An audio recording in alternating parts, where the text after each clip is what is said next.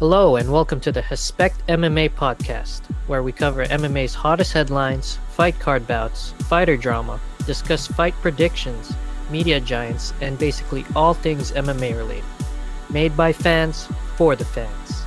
This is your host, Hespectful Keith, and I'd love for you to come and join me here, often visited by special guest and best friend of mine, codenamed Throb Lowe, as we share our memories, takes, and opinions on the frequently changing landscape that is MMA.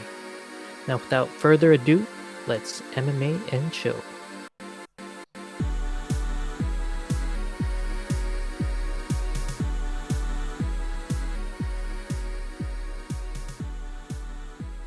Hello. Okay, that's. Can you hear me? Yeah, I can hear you. It's no static or anything. Okay, awesome. Okay, we can just do this. Yeah, I mean this kind of sounds like just talking through a phone. Alright, good stuff. Can I make this louder? It's okay, we can make do. Alright, man. Alright, we good? We go? Yeah, we're good. Go? Alright, man. Let me just pull this shit up here. How's the week been? There was a week where there was no UFC fights. I mean, there was fights, but Yeah, that one took me by surprise. I thought this card was last week. I was about to start inviting people over, and I just got burned hard when I saw I'd have to wait another week for it. yeah, I guess there's a misunderstanding there because when I was texting about it, I was like, no, it's cool. Like, we can do the pod next week. So no rush. Yeah, I was like, "Are you sure? That seems weird to do predictions and shit after the card." Yeah. All right, that's all good. That's all good though. Y'all do anything for Canada Day or 4th of July? Not really. Or no, I guess. No, me neither. I think we just went shopping. Yeah, Just pretty bought much. shit for the baby. That's all. Yeah, for anyone that follows my page, I posted a meme of Anderson Silva, and it says, "My life as an MMA fan. It's normal. It's Not so normal. glamorous." We talk about exciting stuff, freaking MMA. Oh yeah. Yeah, UFC 264. We're gonna get into that. But of course, the last card, Gane versus Alexander Volkov. Oh That was yeah. a pretty good card. Yeah, that one Some was good really good. finishers on there. Yeah, that was a good card. I had to rewatch it a little bit after, but I mean some good shit. Yeah, you got any highlights you wanna talk about yourself? OSP, he got knocked out pretty good. Poor OSP, man. Yeah, So many people were. he Oh, caught a sorry. Go ahead. knee. He kind of caught a knee right as he was kind of like standing up, and then he just got Yeah. bombed after. Yeah, I was really hoping he'd make a comeback of some kind. Did you hear about the controversy where Bowser was putting, or he may have grabbed the fence, but no, there's a. Oh, excuse me. Sorry. There's pictures, and if you look closely, he just posts his hand on the fence. He never grabs it. Oh yeah, I heard about that, but I mean, at the most it would go to no contest, right? Even if he did. hmm Yeah. Well, I'm happy for Bowser, man. Canadian pride right there. Yeah, definitely. We have a city in Manitoba called Bozer. I mean, spelled different. That's awesome, though. Yeah, I wonder if he knows. probably. I mean, the way you spell it is so much worse. I think it's like Beausjour. It's like, Bowser. yeah, it's super French. Holy shit. Oh, yeah, good on him. Good on him. We'll revisit his match with the Insane Crew. I mean, we pretty much went over it, but whatever. We'll skim by it. Yeah. Did you happen to see Kennedy? And I have trouble with this guy's last name. Zichukwu? Kennedy Zichuku, I think. The African Savage. Is that his name? Yeah, Kennedy Zichuku or something. Yeah, and his nickname is Oh, the yeah, African Savage. that is actually his nickname. Okay, cool, cool. Yeah, so he fought and defeated Danilo Marquez. He KO'd him in the third round. Got controlled for like 2 rounds. Then Danilo Marquez, he's good with the grappling. Tries to Khabib it out, but yeah, just after that, I guess he was kind of gassed. So Kennedy put the pressure on him and overwhelmed him. Got Oh the ref yeah, stoppage. that was one of the earlier fights, right? Yeah, yeah, the top of the prelims, just before the main card. Yeah, let me just look up a little quick video of what these two guys look like in the cage. Okay, Mm-hmm. I'm remembering this now. That Oh was a yeah, good okay, yeah. spot. It ended with like what, just like a barrage, right? Yeah, yeah. He was he tried his best to survive, but Kennedy just turned it up at the right time. He was Yeah. a bit of a streak before Kennedy stopped him. Four wins in the coming into the match with Kennedy, and he had some. I think he just came off that submission with Oh Mike yeah. Rodriguez. That was a good one. But yeah, good on him, man. Kennedy just survived and turned it around. Nice. Nice. Yeah, man, those are always good ones when someone looks like they're out of it. I remember one time Beepup, we were watching a Steelers game and it was like a big one, and Beepup's like, Mhm. "No, I don't even want to watch," because they were losing and he wanted to stop watching. And me and Yeah, Alex, what? Why? You can't just cut it out for the last 5 minutes because you're not winning. yeah. That's hilarious. Did they Yeah. turn it around or? No. No, they Oh. didn't. But It was like, it's funny how like if you turn away, right, you're never gonna see the crazy times when they actually do. yeah, yeah, that's true. Yeah, what was that fight where he got caught in the bathroom and then we saw a Oh crazy yeah, that finish? was Hendricks Lawler when we were waiting for the decision, right? And then they Yeah.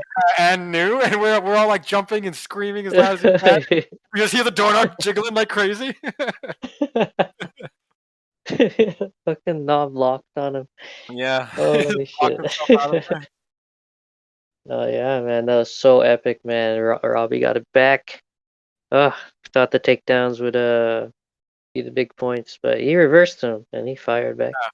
I mean, Title Yeah. Run Robbie is probably one of the most entertaining series of fights from one person in UFC Goddamn, history. just Because I mean, what edge did of you your have? You had sheet. Hendricks, you had Condit, you had what's it called, McDonald.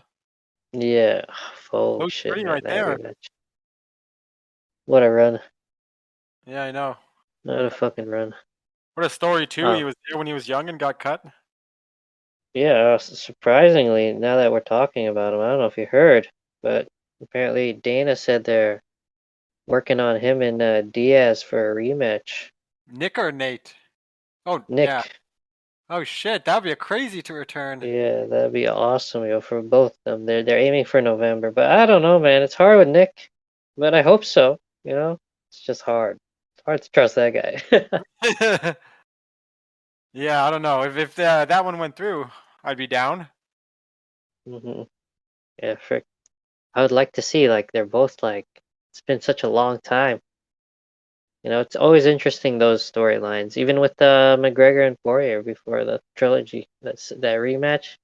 Yeah. Everyone was counting Dustin out, or most people counted Dustin out. Some people knew what Dustin was capable of, and there was the others like me. I was questioning it, like I don't know. Conor's so good, but Dustin, man, he's looks so good too. Yeah, I gave it to Conor though, and yeah, Dustin fucking finished him. Good shit.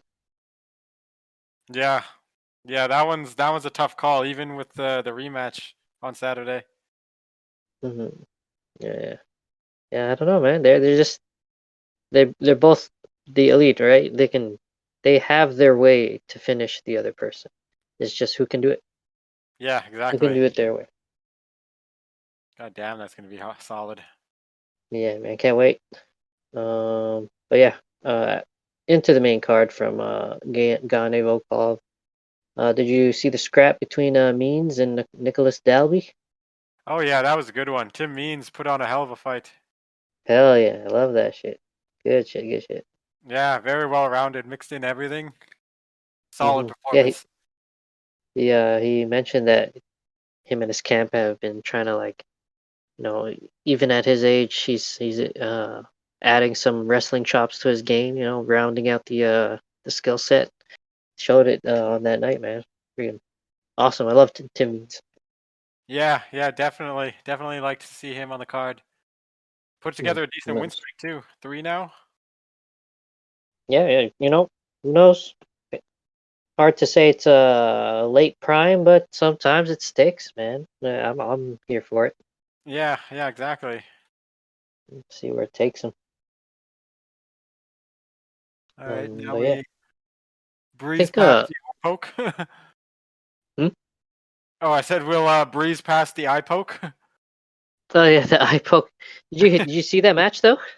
Yeah, yeah. I Yeah, it mean, was it you was pretty good, man. It was looking should good. have been so much more. I was Yeah. so well. So what do you like? There was memes, but I think maybe it was real. I think maybe I don't know. How do you feel about Pineda? Like, couldn't open his eye. Herb called it off before the 5 minutes was up. The Yeah, ref, he that's couldn't do the eye test correctly. yeah. The fact that he called it before the 5 minutes were up is a little weird. I've never seen a ref do that without the doctor Mhm. being the one to say it.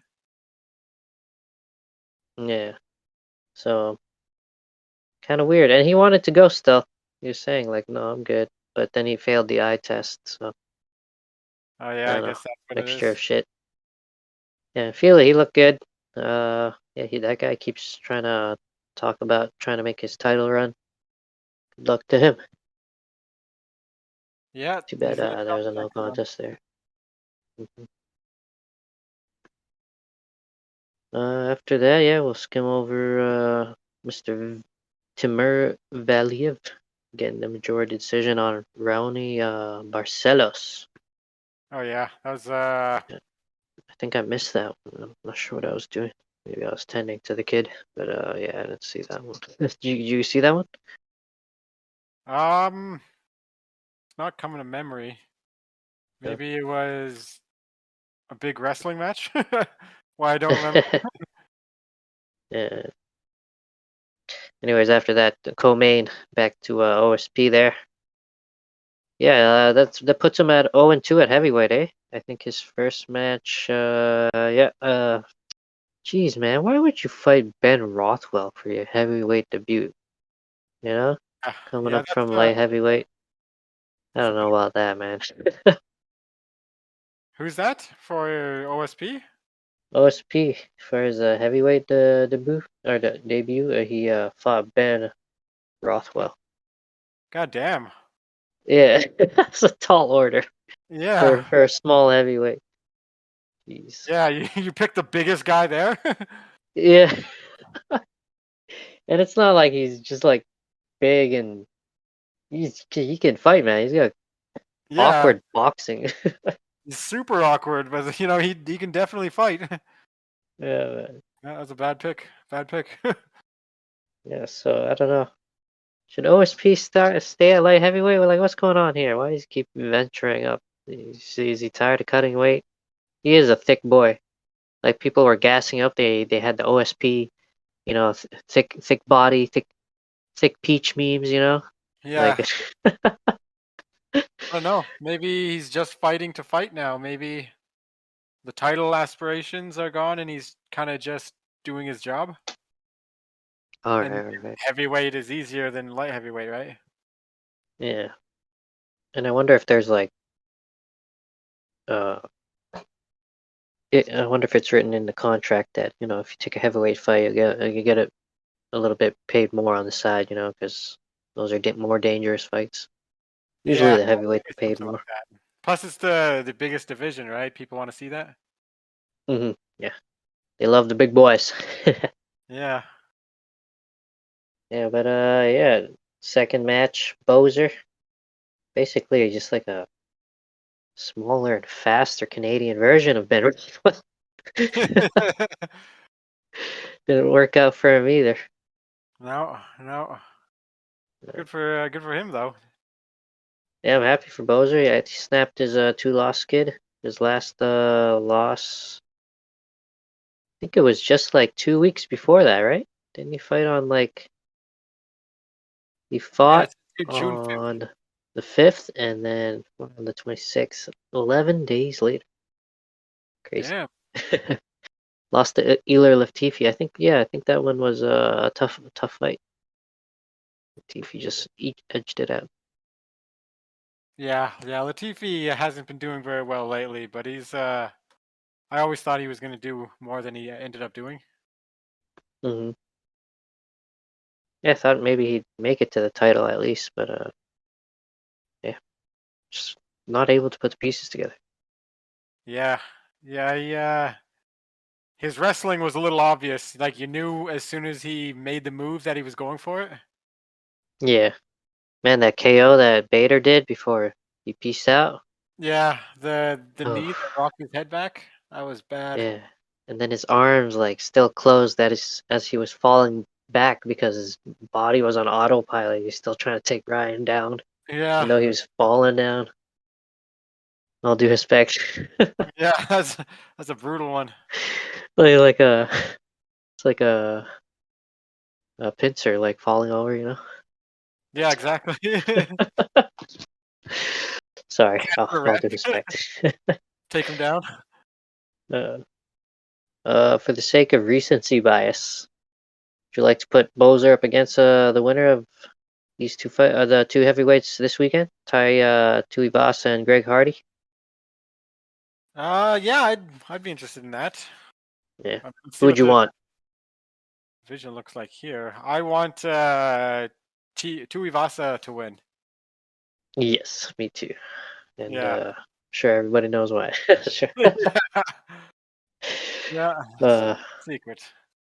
but no, that'd be a good scrap, man. Both those guys like to throw hands. Man, them heavyweights, they're starting to get pretty fast, eh? Scary. Yeah, goddamn, everyone's getting lean instead Hmm. of just going in there with the gut and throwing that weight around. Roy Nelson, shout out. Yeah, Big the country. original. Oh shit. But yeah, the main event there. Cyril Gane Oh yeah, beating good fight. Alexander Volkov. Yeah, man. Step ahead every. Gane, man. Been following this guy since before he fought Roger Souza. Do you remember when I had that MMA main event page? Yeah, I think I Yeah, remember yeah. hearing about him way back then. Yeah, like I covered him and I was like, man, this guy doesn't have a lot of MMA experience, not even a lot of kickboxing experience, like compared to Rosenstrike, who he beat. But he just seems to have the fight IQ for it. Yeah, yeah. I mean, he definitely, you know, uh, showed it in the Volkov fight. He basically outpointed him everywhere. Hmm. Yeah, his he was the faster guy. He got his jab off a lot faster. You'd think like a guy Alexander Volkov's size, that guy is the guy that gets to dictate the pace and the range of the fight, being as big as he is. But Gane, man, he's something else. Yeah. No, he's definitely got the IQ. That doesn't come around very often. Hmm. Good shit, man. Good shit. Yeah. I mean, I don't know. He did eat some shots, Hmm. and it only takes one, right, from Derek Lewis. So Yeah, it's one of those fights where you literally have to fight a perfect fight for 25 minutes. yeah. So they're scheduled for the interim. A little bit of drama there. Fans are confused. Yeah. Ngannou Oh, just like he was just trying to hash shit out with his contract and pay and scheduling. He's only had the belt for like a few months and I don't know. Yeah, I have I no love the idea. matchup, but the circumstances are quite confusing. Yeah, I mean, if you look at the entire fight card, I mean, they have Nunes and Pena on that card. That's an actual title fight. Oh, Why can't really? headline the fight? Like Amanda Nunes is the greatest female Yeah. fighter of all time. You'd think Oh, that's a they, middle finger, yeah. yeah, exactly. They're not even being subtle about it either. It's like a big middle finger to Ngannou and a big middle finger to Nunes. Like it, they're basically telling her she can't lead a pay-per-view. Yeah. Wonder if she has something to say. No one's asked her yet. Yeah, I haven't heard anything about that, but I mean, I'd be completely fine. Actually, I'd be more fine with what's happening now if it was a Nunes Pena card and Lewis and Gane were the co-main. Yeah, I would like that. Nunes deserves main event slot. Freaking most dominant female champion going on right now. Yeah, exactly. Yeah, kind of confusing. And I mean, Kind of the confusing. card is pretty solid too, right? You have Aldo and Munoz. That's going to be solid. I definitely want to see Mhm. Chiesa and Luke because they're both in a position to be like one or two away from a title shot. Ooh, That that's one's going to a be. yeah, that's a heavy one. You got Chiesa. He's obviously gonna try and strangle him. Yeah, I mean, his hands have And been Luke, getting he's better, a but I don't think he can stand with the top of the division. yeah, Luke, man, he's a freaking Yeah, he great definitely. boxer. Great chin. Yeah, God, he's love that. right Love seeing there. that guy fight. Yeah, I would definitely want to see both of those guys move on. It's gonna suck to have one of them have to rework their way up, Hmm. and then you Yeah, it's have always tough when you have that situation. Sorry, go yeah ahead. Angela Hill. I always love seeing Angela Hill fight. So going over to some headlines right now. Uh, Nevada State Athletic Commission recently said there won't be any more discipline for fighters who smoke the kashish. Oh yeah, The I wonder kushish. I wonder if they tag Nick in that post just to piss him off. I know it says right here too, just so people know, the new policy begins Wednesday and is not retroactive to cases that have yet to be adjudicated. So y'all gotta still fight. Everyone before the change still has to fight for their case. Unfortunately, you are not exonerated. Nope, nope. It's been well over 4 years though. I Yeah, want that's good though, yeah, that's definitely good. Must suck to people who just ate like 6 months suspension in the last 6 months. right? Like people with the most recent suspensions probably punching the air right now, just like the Yeah, fuck is this shit? It's weird that they can't just exonerate people after that. yeah. I mean, it's yeah. I don't get that. It should be retroactive, at least to a certain point, right? Mhm. Because like, what if someone got banned like a week ago, and it's like a 6 month ban, or like a 2 year ban, or something big like that, and it's like you guys knew you were going to make the decision, and you decided to ban me for 2 years anyway. I imagine there's got to be someone in that situation. Well, shit happens, I guess. Yeah, nothing you can do about it. Yeah.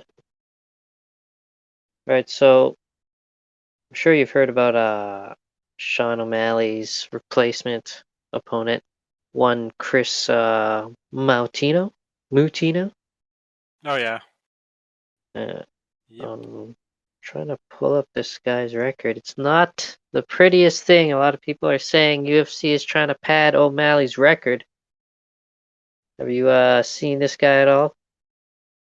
Do you agree No. with the bias? Uh I don't want to, disrespect this guy by saying he's, unknown or anything like that, but I mean, it's your debut and you're headlining a pay-per-view against a ranked opponent as a short notice fill-in. I mean, who's going to know who you are at that point, right? It just seems like yeah, the most logical explanation is instead of one of the big name ranked guys who could beat O'Malley, they're trying to just give him some random. Because I mean, Yeah, I don't. man. It's weird. There were a few guys that he called out that were calling him out, but apparently it was all like scheduling nonsense. So that's unfortunate. Yeah, yeah. I mean, how long ago was it? What was it, like 8, 9 days notice when they announced it? I'm not sure. Yeah, I'm not sure. Okay, well, I don't know. Yeah, that's just weird, right? Because right now, let's check here. Sean O'Malley is sitting at. Oh wait, he's not even on the ranked board. Okay, okay. That's weird that he isn't. You'd think he would be with what, a few UFC wins already. Well, yeah, I think he was trying to get at Cruz at the very least, but no, he's still punching around down there. Yeah, yeah. I mean, he's 4-1 in the UFC. It says here. No, Hmm. 5-1. You'd think that would be enough, but I guess when he lost to Marlon Vera, that was kind of his shot on the board, or he You physically lost know, mentally. yeah.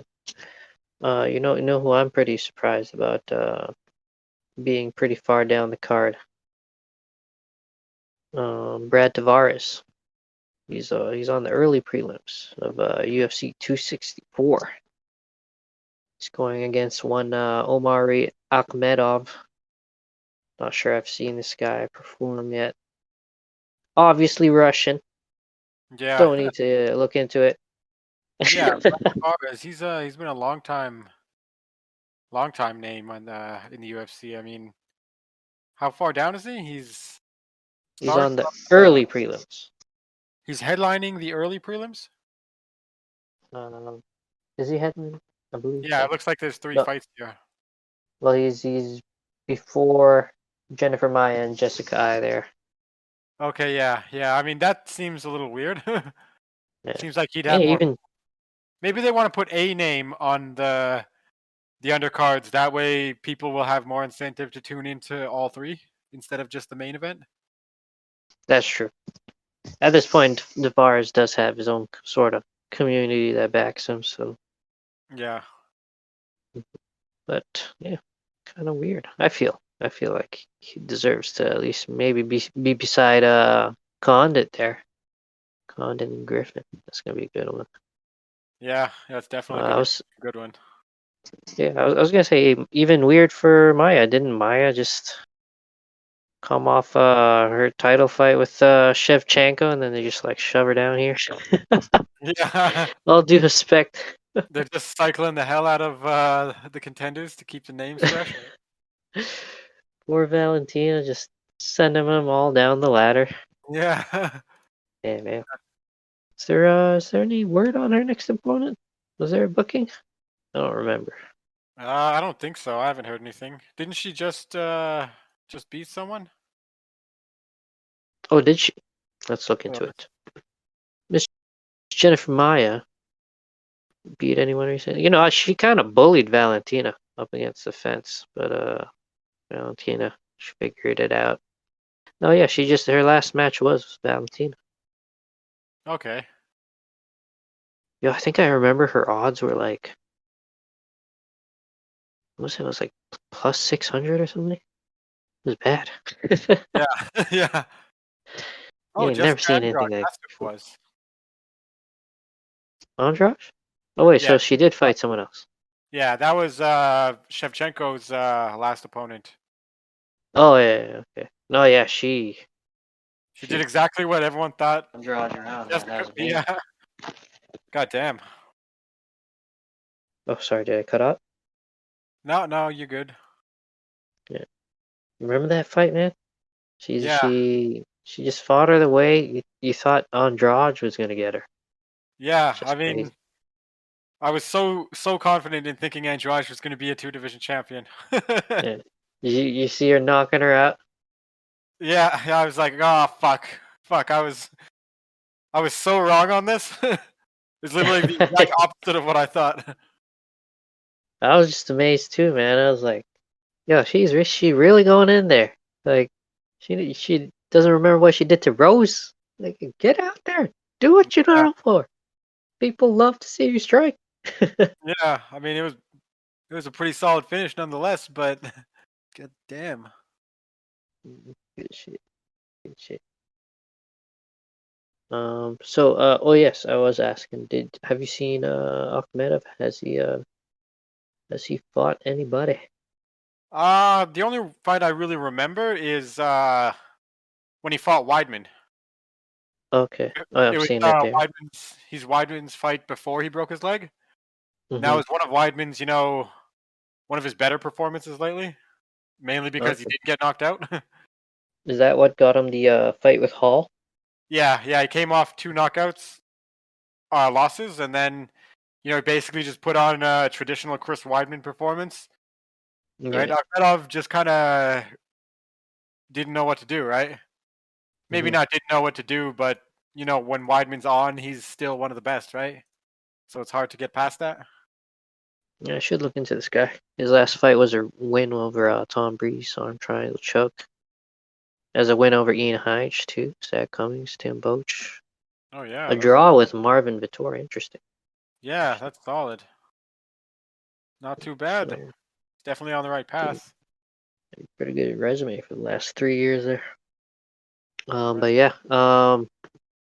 Guess let's dive into it, man. Do you think the Devar I don't know his fighting style, but I'm gonna say this. I'm gonna assume Akhmedov is a Sambo guy. Does Tavares with his improved takedown defense, the Hawaiian takedown defense? You Yeah. think he's got enough? Oh my gosh, this guy got a lot of experience too. This Akhmedov guy. How do you see these uh, guys matching up? I don't know. They're both 33. They're Hmm. both an inch away from each other in height. Hmm. Hmm. Yeah, I don't know as much about Akhmedov as I do Tavares. Probably same thing. You're in a situation, right? Hmm. I'm just gonna Probably go just ahead. go with the heart here. Yeah, that's exactly where I was gonna go. Split decision Tavares. Split decision. The infamous split decision. Oh, have you ever seen this guy's actual name on Wikipedia? Brad Tavares? Bradley Kaipo Sarbita Tavares. Oh, four names. Probably like butchering it, but Yeah. goddamn. No, he's truly Hawaiian. For the longest time, I just thought maybe he was like Anthony Pettis, like just some Milwaukee guy. Oh yeah. No. Uh, Nope. He's Hawaiian.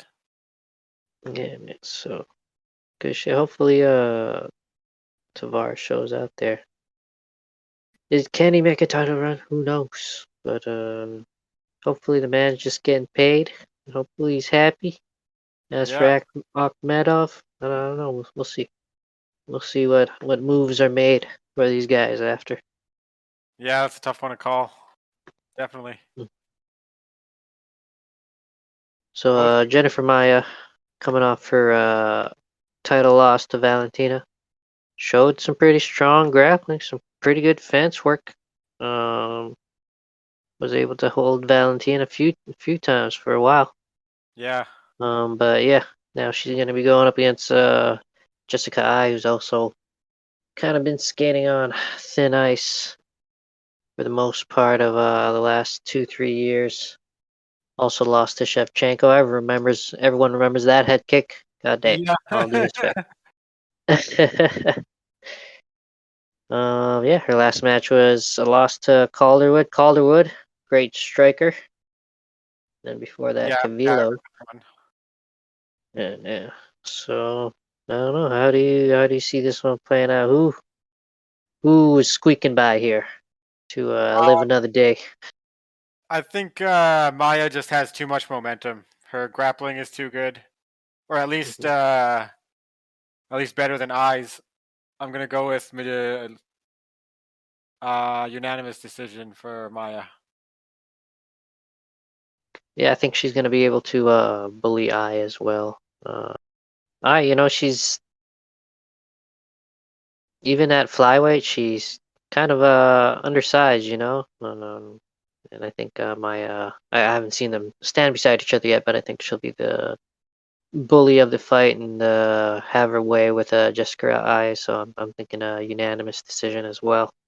With Yeah. respect to Jessica Eye, didn't she have a bare knuckle fight, or am I thinking of someone else? Did they let her do that? No. No, I think the only two crossovers from the UFC were Paige Van Zandt and who else was it? I think Ostovich. yeah, that's the one. Yeah, they're They're fighting the ones. soon. Battle of the OnlyFans. Oh yeah. They have That's what plenty of everyone's people saying. who are only fans. Holy Oh, fuck! they're rematching? Didn't they already fight? They fought in the UFC. I believe Ostovich won that match, if I'm not mistaken. So No, yeah, they it are rematching. was Paige won. Page one? Yeah, round two submission. Oh, okay, there you go. Okay, So yeah, no now it looks like submissions they're here. rematching in. Yeah, I mean, uh, I don't know. For that one, I mean, last time Paige came out in the bare knuckle, she seemed kind of hesitant. You know, her opponent was always getting there first before her. She didn't look as, as fast as she did in her Mhm. more recent fights. Paige, I mean. Yeah, Yeah, I mean, she's got solid striking, but I mean, I don't think her hands were her best asset. You know, she had really good kicks when you're able to in MMA. I think that was a big part of her game. yeah. I think she's pretty happy with the paycheck. So I mean, if that's what it is, I haven't watched it obviously, but it is it is a significant thing. Everybody's talking about it. So I don't know. Well, we'll see. If it's a good fight, I'll watch a replay. But yeah, well, it's just we'll see them ladies. So hey, what if one of their freaking if one of their freaking upgrades explode, man? Like, what do you do then? Like a TKO victory, or I don't know. I'll do respect, ladies. All right. That's, Anyways, moving on. I think I saw one of those things on. Remember that show on Spike TV, A Thousand Ways to Die? Yeah. Yeah, there was one of those ones where an implant did explode and someone died from it. Oh my goodness. What But then even again, happened? Do you remember the details? no, I just vaguely remember that the gist of it. Yeah. Maybe I'll Google it later. Start watching that show again. Ran out of shit to watch everywhere else. But do you ever see that tweet or post where someone's like, I have finally watched everything there is to watch on YouTube or whatever. Yeah, It's like there's just no way. I beat Netflix. Yeah, freaking what was that? I remember there's a Joe Rogan episode where they actually looked into like how many hours of content are being uploaded into Google, and I think they said like was it 300 or 800? Might be 300 hours a minute of Oh yeah, content. I think I It's heard just something about that too. it's just impossible, man. You're never gonna make it. Never No, gonna man, make you're never it. gonna make it. Holy shit, man. You gotta have Oh, like good. a wall of monitors just so you can watch like I don't know how much you need at least 300 and one monitors, right? To get past every minute you need to watch being uploaded.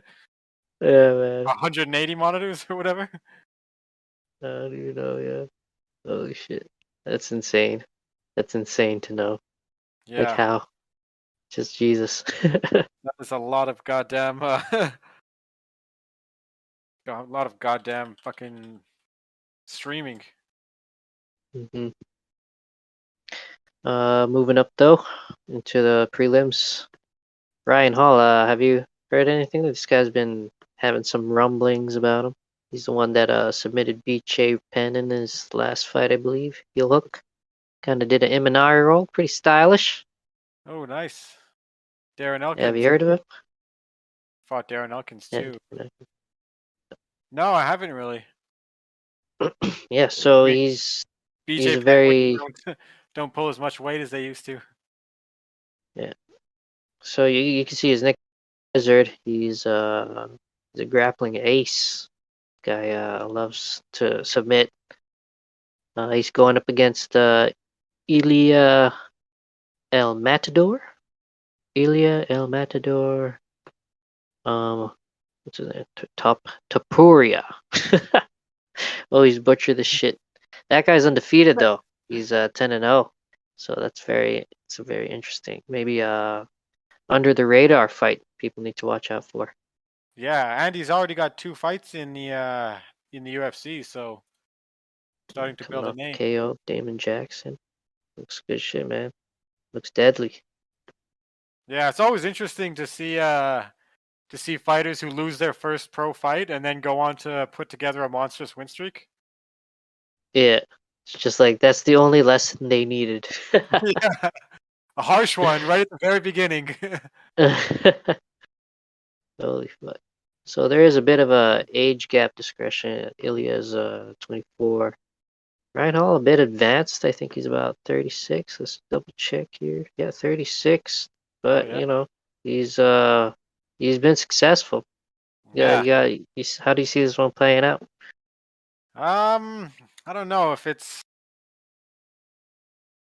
entirely based on recent performances. Hmm. I mean, they both have faced solid competition. I mean, Yusuf Zalal has been in the UFC for a bit. Damon Jackson. Then you have Elkins, Penn, Maynard, Lobov. Holy crap, that's a solid string of opponents. Yeah, man. Both I of mean, them, honestly. there's a hiatus there, 2015, 16, and then 18, 19, and he's been out for 2 years.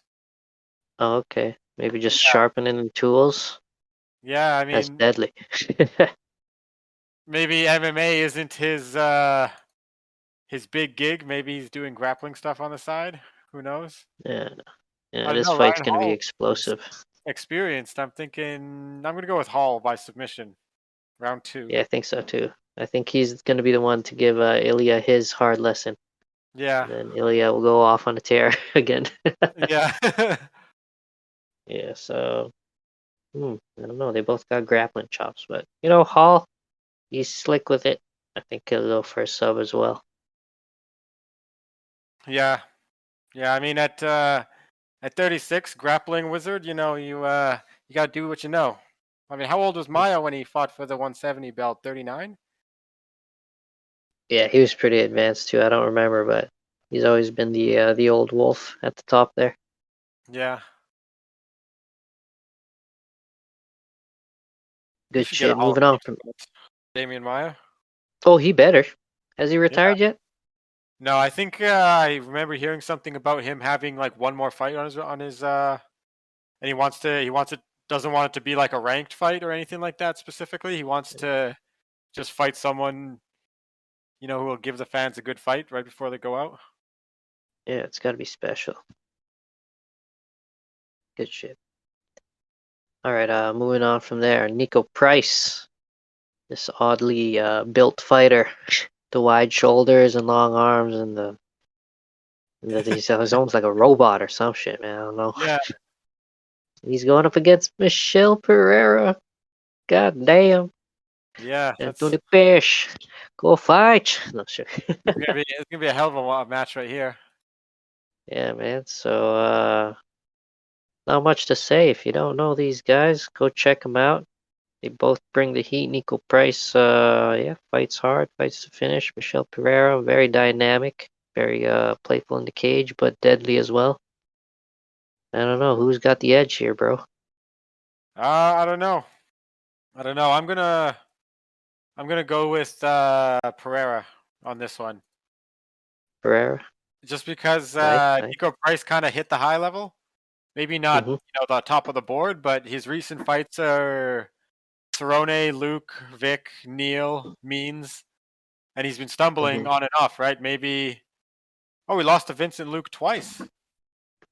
Ouch. Yeah, I mean, seems like he's having trouble getting there, whereas Pereira seems like he's just putting stuff together. Got a little bit more momentum.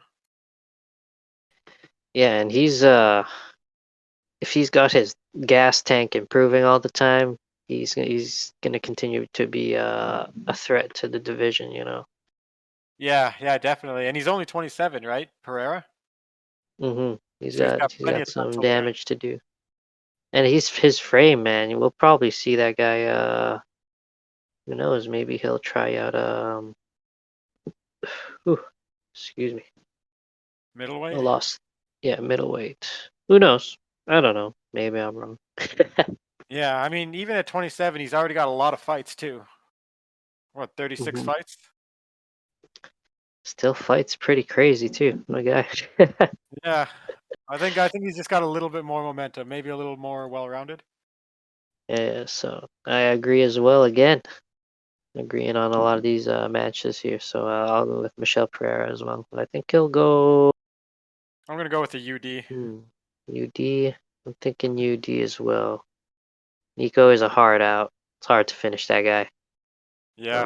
Luque, Jeff Neal, those guys are obviously top contenders. So I mean, if Michelle can pull it off, God, they're gonna look at him a lot more. So Yeah. I mean, there's a lot to gain from either of these guys if they win.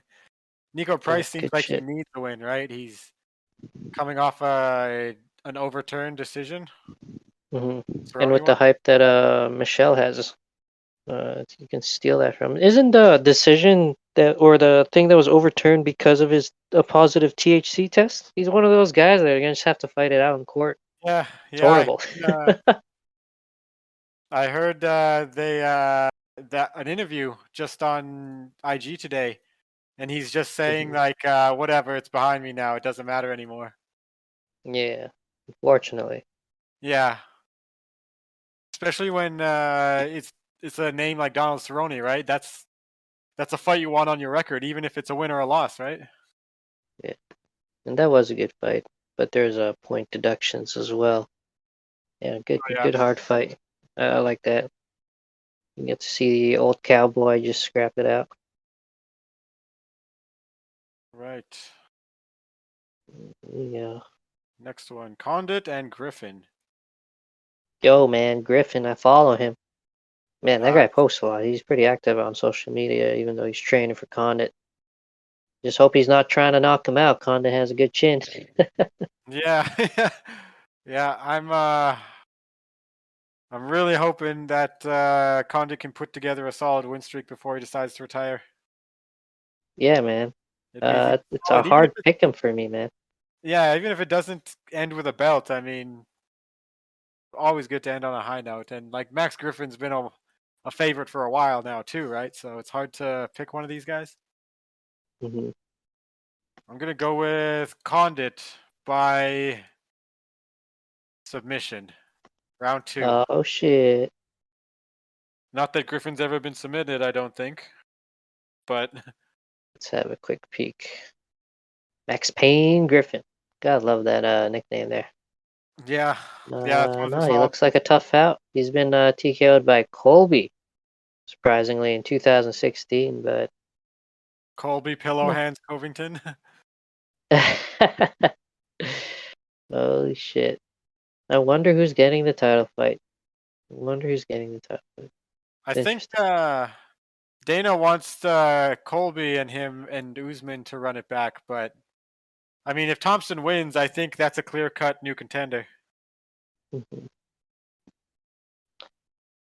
In terms of these two, though, yeah, you know what? I'm just gonna go with the heart here. Condit by UD. Seems Max Griffin struggles with these higher level strikers. I mean, he lost the split decision to Oliveira, has the lost to Morono, Alves, and I think Condit is certainly better than those guys in terms of stand up. But we'll see what Yeah, kind of fight plays out. But I'll go yeah. Condit UD. I think this Condit comeback we're seeing right now, he's he's going the Arlovsky route. He's not trying to overpower anyone because he knows he's on the other side of the hill, kind of. hmm not over it, but just getting there. So he's just using his intelligence and his experience as Yeah, I opposed to love how just he getting good. wrestled Matt Brown. Yeah, Yeah, that's what I mean. I think he's just gonna come in with a solid game plan. All the experience in the world you could want. I think if something doesn't work, he's gonna switch it up and just be more versatile than Griffin. yeah, I agree. Griffin, he's a marauder, but Condit's fought them before, and I think he still got it. So Yeah, yeah, I hope think he cruises to a UD. that rest did him good for those 2 years or so that he was out. Yeah, maybe just self-reflection on things that maybe he's doing too repetitively or not improving upon or needs to Yeah. tighten up. Oh, you know what? Whatever it That was, he reminds did me. it. Hmm? Speaking of layoffs and comebacks, I read today that Chad Mendes has the itch to come back. Yeah, yeah, I was been reading that too. Should he Yeah, go to 145 again? He's looking pretty big, yo. yeah. I Could he think. even do damage at lightweight? Fuck, man, lightweight's such a shark tank. I don't know. He should stay at Yeah, 145. yeah. It seems like a good idea, but then when you actually think about the top five or even the top 10, Yeah, like he's you gotta really you undersized. gotta fight these really really solid guys, and they're like 6 Yeah, taller than you. yeah, yeah. Yeah, stay at 145. Yeah, Yeah. that's I will welcome that. Uh, yeah, let's go, Chad Mendes. Who would you like to see him against? Oh man, he has to get a ranked opponent on a comeback. He was like top five, maybe top 10 when he left. Yeah. Guessing Dan Ige, he just came off a loss to the Korean Zombie. Ooh, Maybe that'd be nice. That'd be a yeah. banger. I'd Yeah. still like to see Dan Ige get back into the win column. Mhm. I still think he's a Cheers. threat. Definitely a threat to anyone in that top 5 to 10 range. Hmm. Yeah, Josh, I'll welcome no, it, like whoever they put him up against. I So don't think yeah, he'd fight Josh go Emmett. Chad Aren't Mendes. they both at Alpha Male? I no, isn't is he? Might be. I think he is.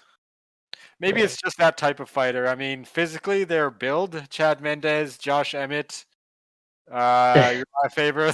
They're all shaped the same. yeah, man. They're little freaking they're little those freaking metal slug trucks, man. Those tanks Yeah, just going down, barreling down, shooting missiles and shit. And as Dom said, they're very scrambly. Well, except for Emmett, he just wants to fucking lay his hands yeah, on your face. yeah. Just wants to explode your face. And yeah, that's good shit. I don't know. We're gonna patch in my brother soon here, so let's shoot up to the main event there. But first, let's go Sean O'Malley and his late replacement Chris. Probably what, like a TKO? TKO any round. Yeah, yeah. I think maybe O'Malley in the second. He seems to like to warm up in the first. Mm, Maybe probably not warm be up, something. but feel it out. Yeah, something similar to Almeida. Yeah, yeah, that's what I'm thinking. Try and sell another T-shirt with a logo on it. Try and get a certain finish. Play with Yeah, his food. Troll, troll, exactly. troll. I feel bad for Almeida. I mean, he's putting in so much work to, you know, climb up the division. He even took 2 years off when he's this young. Yeah. He just can't seem to put it together. And I think O'Malley was probably just a bad matchup. That guy's big, long, dynamic. Yeah, Just a nightmare for a conventional fighter. yeah, yeah. I mean, I've said it before. Whenever I see Almeida fight, the main thing I try to look for is his head movement, right? Hmm. Because right as soon Yeah. as I forget who his first loss was specifically, but yeah, let me see. Cody Garbrandt. Yeah, and then Jimmy Rivera. Yeah, as soon as he started losing, it was always because he ate shots just because he was hittable, right? Hmm. Yeah. And head Then movement's very hard to work into your game, but yeah, his offense was sick, but just never moving off the center line there, and yeah, just getting hurt all the time. yeah. I mean, he was throwing some good shots at O'Malley too. It Hmm. just never really worked out because I mean he was more hittable. Hmm. And We'll skim over the Irene Aldana. I'll do Hespect ladies and Yana Kunitskaya. Miss Mareta right there. Tiago Santos' wife. I think Kunitskaya will take it. You want to throw in a quick prediction there? I'm thinking the same thing. That's what I was gonna say. Then we got the big boys, Tai Tuivasa. I think we're gonna agree also that he's probably gonna KO Greg Hardy. Yeah, yeah. Bam Bam is just a better fighter, I think. Yeah, and I'll go send the email to my brother before we talk about Burns and Thompson here. There you are. You should be patching in soon. But yeah, this welterweight matchup. Goddamn Thompson clawing his way up, man. What a fight, yo. Yeah, man, that's gonna be a hell of a fight. I think Thompson can get it done, though. Yeah, man. Me too. Me too. I think he's, as old as he is, he's still fighting like he's young, man. Yeah, I mean, he moves better. His gas tank is better than a lot of guys in their 20s right now. hmm But before we throw down those predictions, let's pull up some notes I took here watching the embedded episodes on the UFC channel on YouTube. Gilbert Burns brought in Raymond Daniels to help game plan against Wonderboy.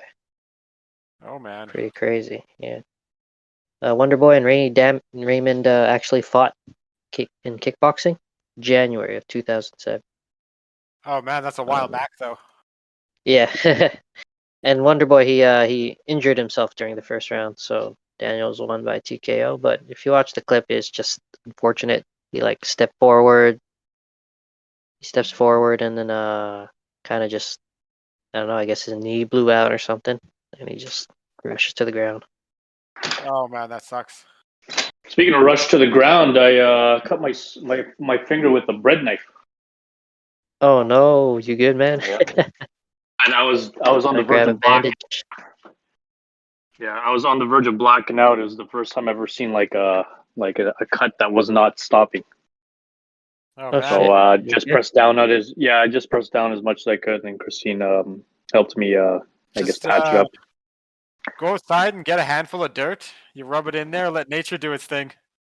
Yeah. Thinking that too. Yeah, that was plan B. Plan A wasn't gonna work. Yeah. Good. How's it going, guys? Yeah, welcome. This is my brother Rowin Bernardo, everybody. For anyone listening new, he was in episode 3. Yeah, talking at the aftermath of Dustin Poirier versus Conor McGregor, number 2. So he's back for the trilogy. I'm gonna close it out. Good shit. And, don't for anybody who's listening, don't get thrown off if he calls me kuya. That's the Filipino term for elder sibling. So there you go. That's my kuya right there. Explanations. How's it going, Damon? How's the family? Good, man. Good. Is it weird? Is it weird to know that Keith is a dad? Oh no! It seems. Shit, it's weird for me, bro. Yeah, it's probably weird for him. Seems like yesterday we were just playing some Smash, and all of a sudden our IAG family starting to grow. Yeah, exactly right. People man. Man, I was just robbing banks the other week. What happened? I don't know. Yeah, exactly. That's awesome. People are moving away. Apparently, Winston's moving to BC. BC? Yeah. Oh shit. Calgary, one of the two. You heard of those breakdancing Olympics? They're gonna bring it in 2024 or some shit. Yeah, and then they took out boxing. boxing. Go for that. That makes sense.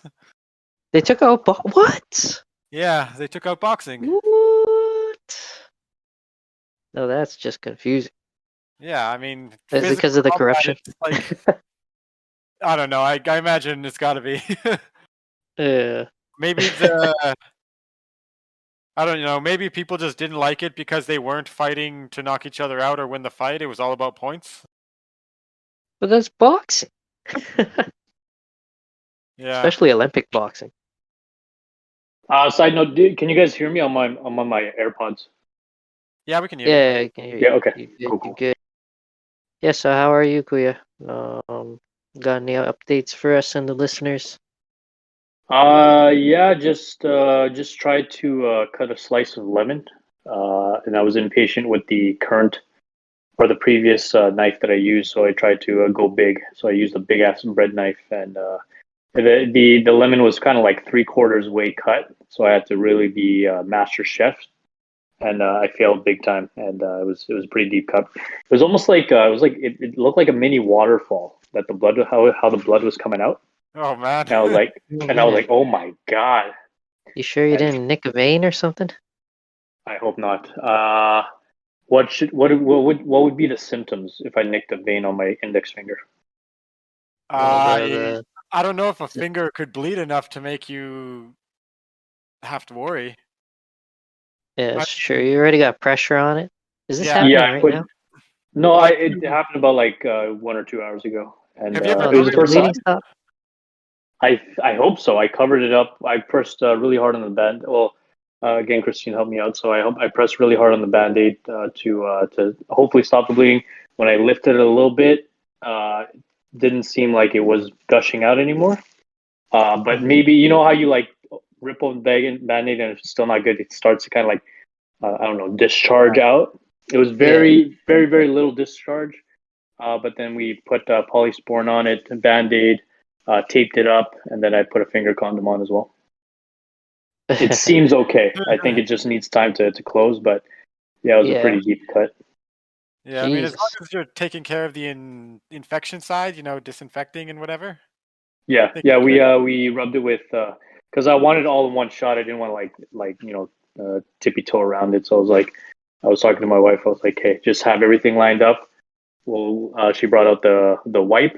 I was like, hey, quickly wipe it as fast as I can. Polysporin, band-aid, tape, and then we'll just hope for the best. Oh yeah. All right. Yeah, it Yeah. should be fine. I mean, you think Mm-hmm. about the medieval days, right? You get a sword to the shoulder, and you just walk it off. You know. In But yeah, reality, that's though, back in the day when you get a sword to the shoulder, an arrow to the arm, or something, you're basically dead. There's Yeah. no Yeah. Good for antibiotics. There's no insecticide. Yeah. no yeah. polysporin or anything like that, right? But That's you funny. keep going, right? That's the thing. Those Yeah. soldiers just keep going, anyways. That reminds me of that Thousand Ways to Die show. Another one. This Viking guy conquered the enemy kingdom, and he took the Mhm. king's head home with him. And while he was riding around town with it, holding a bunch of heads, one of the heads bumped his leg, and the tooth Yeah. on the head cut into his skin and infected his leg, and he died. Oh man, Ooh. just Shit. unfortunate. Yeah, just like a little scratch too. So Yeah. back in the day, he Just had like no. just like That's lead crazy. bullets, right? Even if you got like a little bit of lead in you, you're done. You're Yeah, done. it's, It's just that's it. it's poison. There's no antidote. There's Yeah. no treatment. But yeah, I'll just say that as my update because it was hard to think about anything else. It's a funny story to look back on now, and Yeah. yeah, the backstory maybe I'll tell you guys another time. Yeah, good shit. Yeah, yeah. Yeah, so we were actually talking about the co-main of UFC 264 Uh-huh. uh, between welterweight elites Gilbert Burns. This guy's a thick tank of a Brazilian. Got that Brazilian jiu-jitsu. He's a powerful kickboxer. And he's facing Nice. against one of my favorite fighters, Stephen Wonderboy Thompson. He's just this karate master who from America, and yeah, he's just like a real life superhero. You know, he has a kid of like, or he has a kid. He has a karate school of like 800 kids. Teaches a karate class to them. Raised by a blue collar father, and yeah, just a super nice guy. Burns as well. He's a super nice guy, but yeah, just a tank of a man. How are the promos then for these two nice guys? Was it brutal or was it entertaining still? Oh yeah, it's pretty good. You get to just see Gilbert spend time with his family, you know, as normal as he is. It's No, always I'm talking funny to about see like that. their conference promos. Oh yeah, I Did they don't have know a if conference they promo? yeah, I don't know if they have a conference promo yet. I think Uh-huh. on Thursday, tomorrow. So Yeah, probably closer to the event. They're not the main event, and they're definitely getting overshadowed by Conor and Poirier. So they're not getting as much promotion. I see. Well, let me ask you this, guys, as a casual fan. Then, I don't know. Did we talk about like when two nice guys try to do the promos in terms of like the conference when they have to talk, like they have to smack talk each other? I don't know if we talked about the last time, but like, okay, so Connor's obviously he has a knack for it, as nice as he is outside of MMA. But like when it's like legit, their reputation's like, man, this is a nice guy. I don't know if I can hear their little press conference thing. Has that ever happened? And how do you guys feel about it, or how entertaining was it, or lack thereof? For me, I mean, I'd much rather they be, respectful and just kind of answer the questions and not make it a big, spectacle about the beef. Yeah. What annoys me the most is when it's, painfully obvious that it's an act. That they're trying to be the next Conor, or they're trying to play the bad boy. Or like a WWE promo. It's like, you come Sunday, like May 16th, I'm coming for your ass. Yeah. Like one of those, okay. Yeah, like Colby, it's painful how, much of an act it is. Buddy. Sometimes he like trips over his own words. What do you mean? Like, what about you? Like, what's your experience, and how do you feel about like when two nice guys, you can kind of tell, like, yeah, this ain't for them. Let's just get them in the ring. Yeah, I like respectfulness, but I mean, man, it's hard not to be entertained by a clown sometimes, Yeah. Like when Chael was in his heydays, just like you knew that he wrote something before he came to the press conference. It's like, oh, I've got trombone-sized stones like John Holmes. I'm gonna beat John Jones, like shit, like that. It's funny. It's entertainment, but yeah, this guy like Colby just like trying too hard, tripping over his words. Hey, Tyron Woodley, is this your car out? Yeah, this your car outside here? He's like, oh, come on, man. Couldn't you take a second take? Now, I guess, and sorry to interrupt, that if you guys want to continue on to what you guys were talking about, my last question then would be, do you guys pay attention to much, like if they do the press conference, they're trying to talk smack or whatever, and then there's like there's feedback after, like on social media? Oh yeah, he got him good on that one. That was a good joke. This and that. Do you guys keep track of that kind of stuff? Usually it's memes. If someone burns someone hard, you'll get a wave of memes for a few days. Nice. I didn't even think about that. That's great. Yeah. That's how news travels in MMA. Nice. The most recent thing. The most recent thing was Conor tweeted that Poirier's wife had sent him a DM that he did not accept. Jeez. Oh, wow. On Instagram. So I guess nothing's off limits when you're trying to promote a fight, then, eh?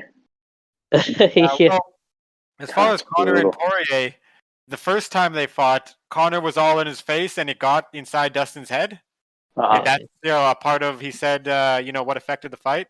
The second time, Conor came with this really humble, really respectful tone, and he got rocked. So I think now he's trying to get in Poirier's head again.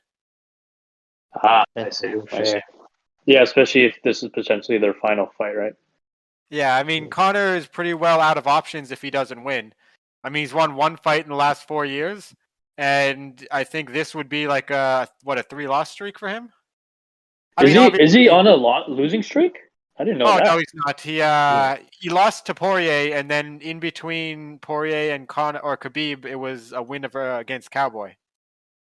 But I mean, was that his fight coming back from the Mayweather fight? Yeah. What was that one? Okay. I think you got him in like in the first round, right? Yeah, he did the shoulder strikes. Oh, the shoulder! That was a meme. Yeah, that was a meme. I remember that. That was one of those things. Yeah, I mean, that was his only win dating back to 2016 when he won the lightweight title. Jeez. So I mean, it's not like Conor's never going to have options or never be the biggest draw again.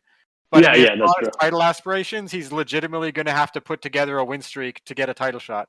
There's no way Dane is going to have him beat a level 5 to 10 fighter and then jump past all these other guys. Yeah, especially if everybody's been putting in their work and they're on winning streaks. Yeah. Yeah, it makes sense.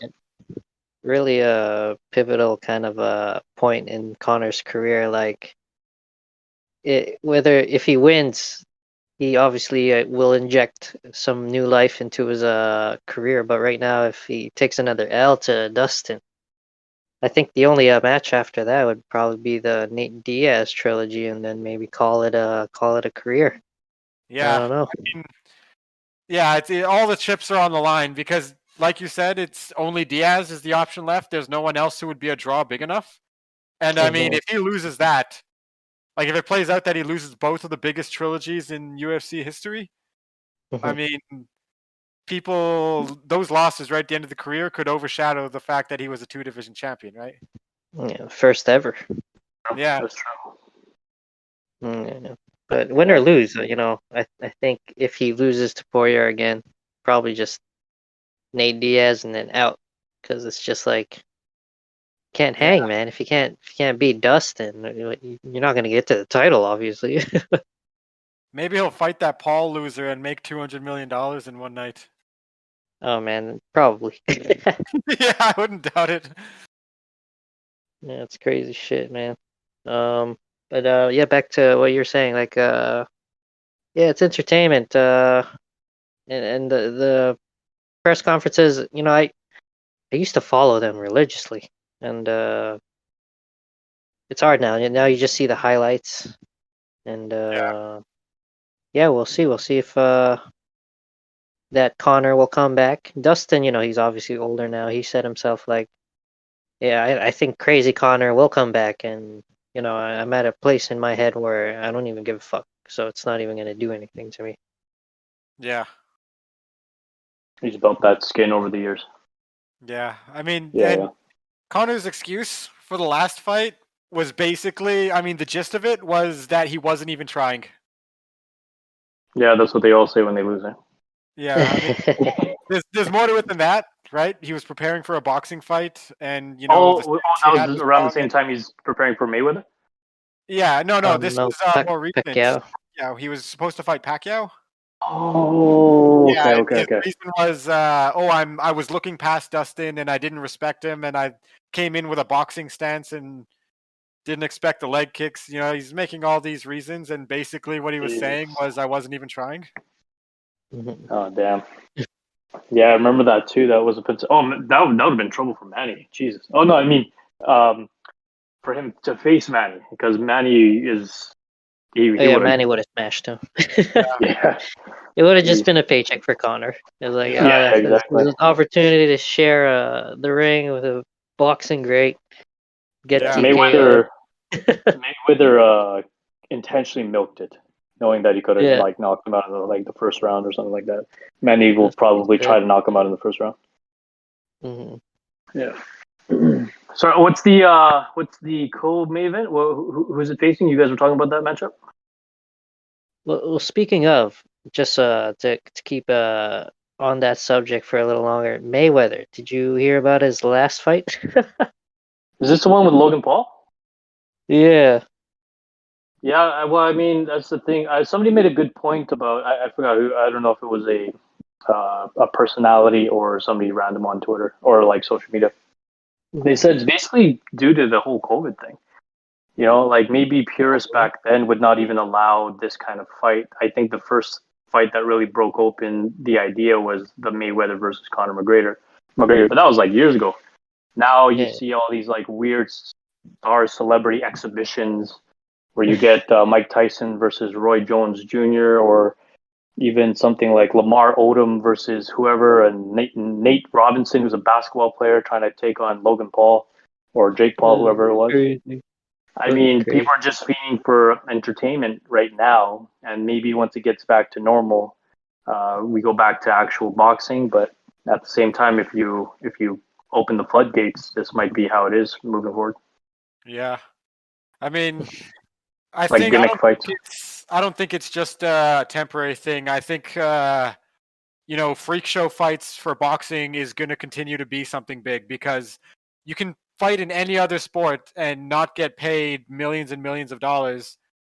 And then you can fight once in boxing against the right opponent with the right promoters and make more in one fight than you did in a 20-year, 50-fight career in kickboxing or MMA.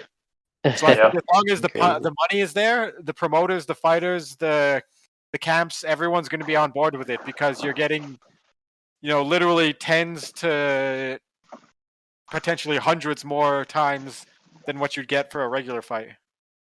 That's a good point, because I think Nate Robinson, as popular as he was with the basketball world, he said his followers just shot up the ranks when he did was it with Jake Paul or Logan Paul?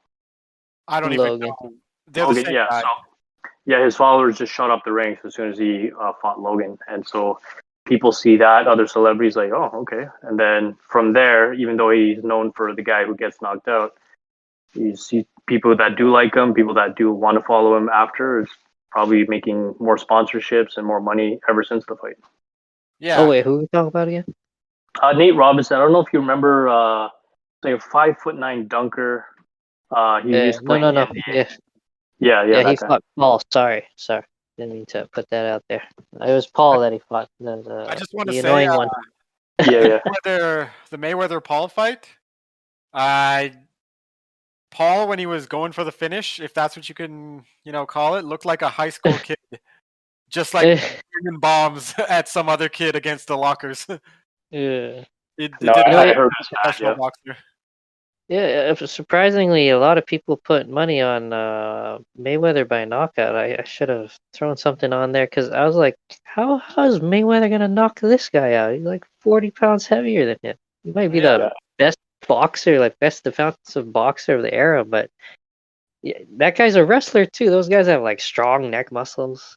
Yeah. I was like, no, he's going to probably just decision him. I mean, obviously, there was no fight winner announced or something else, but yeah, it was just an exhibition. Yeah. I mean, the Logan Paul he's probably close to his physical peak. He's also much younger than Mayweather. It was highly unlikely that he was going to knock him out. Besides, I don't know, even if he wanted to, I feel like Mayweather would have milked it as well, just because of all the pay-per-view money that he could make the longer the fight goes, I guess. Yeah. I mean, the money is what's going to keep the whole, big show fight type thing going. Mm-hmm. Especially when you compare it to what UFC fighters make, right? For sure. That's why I'm surprised Conor is even doing the whole, if he's getting back into the octagon. I'm like, you made it, man. You don't have to put your body through any of that. But I don't know how handsomely paid is he going? Is he being paid in MMA for him to put his body through all that stuff? Like, are you guys cool that he is in the art still?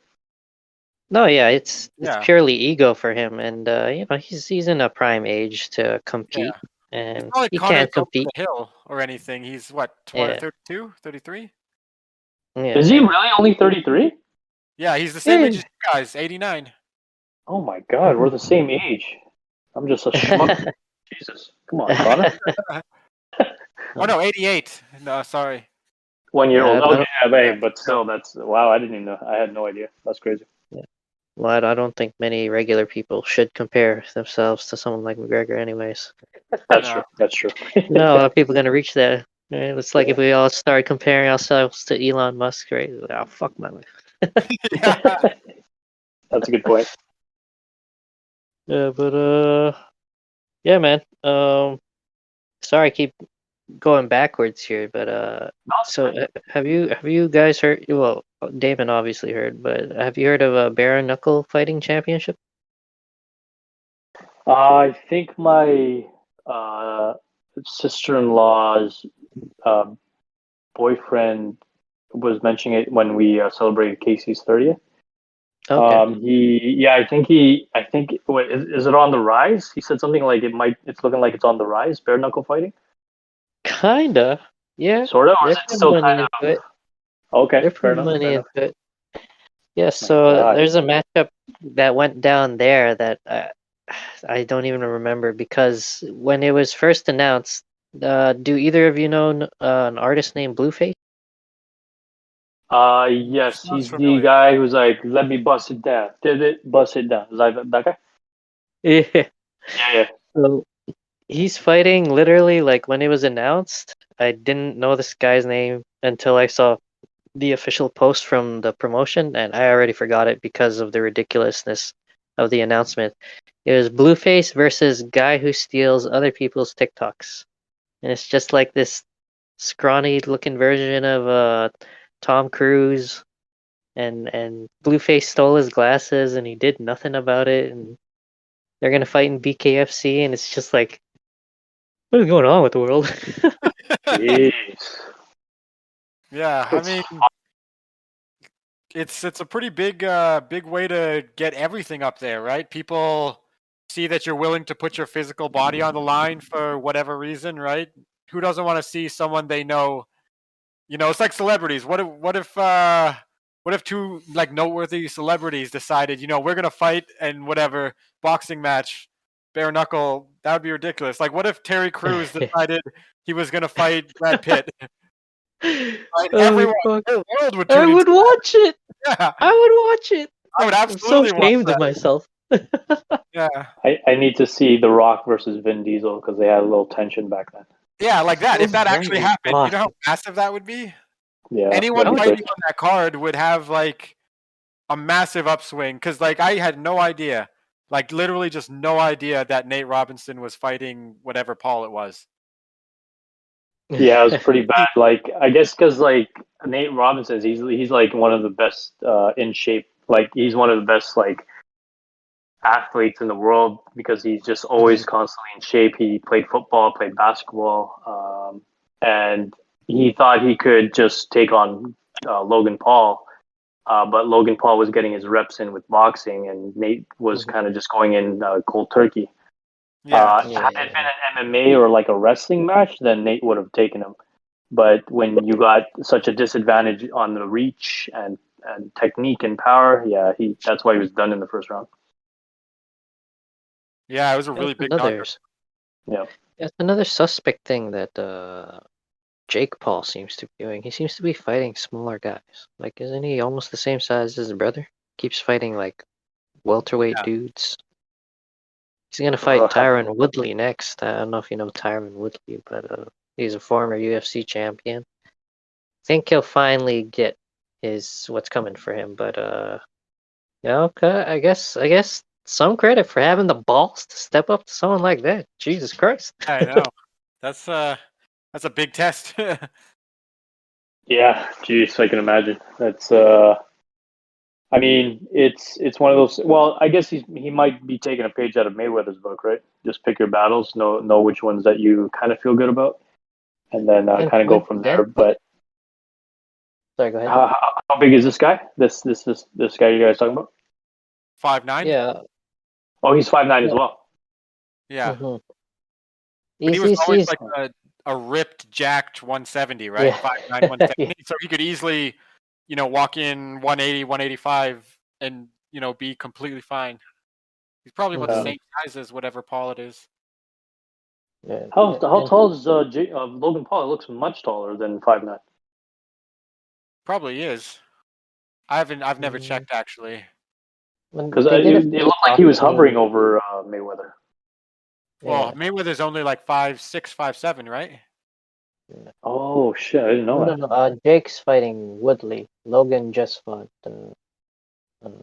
Mayweather. Then how small is Manny? Because Mayweather's bigger than Manny, isn't he? Oh yeah, Manny's a pretty small dude too, The but hell, What the fuck? Logan Paul is 6'1"? Jeez. Logan. Oh, what about Yeah, Jake? that sounds about right. Yeah. Yeah, Six. Logan was big. They're Jake's six a little six bigger one. than Woodley. Yeah, yeah, in terms of Jake is height. 6, and then Logan is 6'1". So they're pretty goddamn Yeah, big. Yeah, those yeah. are big motherfuckers. Yeah, Yeah, but coincidentally, Woodley is training with Mayweather. Mayweather said, "You know what? Let me help you." So that's interesting. Yeah. yeah, definitely. I mean, there's a lot of people who want to see these Paul guys get their ass handed to them. So what More have they just Jake been Logan for me. since starting this like weird journey with like entertainment fights? Like they have not lost yet, or what? Logan has lost his first 2 bouts, and Jake has won his first 3 bouts. Yeah, I think Jake fought Nate Robinson, and then Askren. yeah, Oh, wasn't there someone else? Some YouTuber. yeah, it's, KSI, right? Yeah, KSI. That was the first thing. I remember when that kind of generated buzz. I was like, "What's going on here? Who is Jake? Who is KSI?" Yeah, I always just knew those Pauls were the YouTube douches, right? Yeah. Did something about like well, apparently what really put him on the next level is they knowingly made fun of a dead body, apparently, that they found at a pier. Yeah, no, I remember he was in Japan, and there's this place that's nicknamed the Suicide Forest because of how many people go there to commit suicide. Oh, And okay. they actually went there and found an actual dead body that had been there for a little while and just hadn't been found yet. And instead of doing what any rational person would do, they decided to record their video, make their jokes, show the body in the video and everything, some random dead guy. And then they went and called the authorities and whatever, and then they posted their video as if they were using this dead guy's body as a prop for their YouTube page. Oh my god, that's fucking sick. Yeah, and then he tried so to play it sick. off as, we wanted to bring issues to light and we wanted to show the reality of the situation, and he just YouTube douched the hell out of it. Yeah. That's rough. And that's what got him a fight with Mayweather. Yeah, that's what led to it, basically. I mean, not to mention, I think there was another time where they put like a massive air horn that's supposed to be used on like oil tankers and shit to alert the dock when you're approaching in their car. Yeah. And they were honking it at people from a few feet away, and people were like getting ear damage and shit like that. And then there was like a lawsuit against him. I never heard the outcome of that. I didn't know about that one. Yeah, I mean that's the kind of stuff he did for his YouTube page, right? Mm-hmm. Yeah. Wait, isn't his okay? I heard something. Somebody's got. Was it one of them or both of them got their YouTube page taken down because of all that crazy shit? I don't know. I don't pay enough attention. These are just kind of like the highlight ones that you hear through the interweb whenever they happen. Yeah, I don't really pay attention to them either. That's crazy, though. Oh my god! Yeah, white just know them by association. Yeah, that's why they basically go by the term internet douche.